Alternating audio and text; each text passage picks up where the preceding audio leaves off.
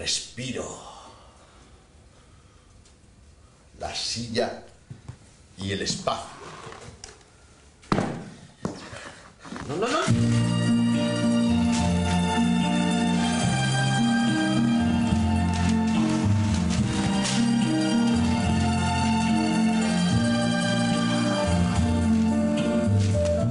El actor debe olvidar todos sus efectos 1000 veces probados.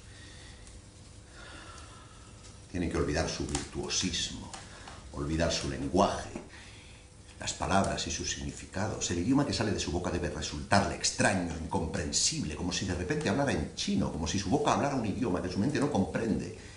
No he querido decir paciente, he dicho paciente. Sí. Borre esa palabra, bórrela, no es obra mía, ya existía. Como artista me considero un creador de palabras. Iba a utilizar una palabra distinta, pero no esa precisamente. La estoy buscando ahora con toda la fuerza de mi espíritu.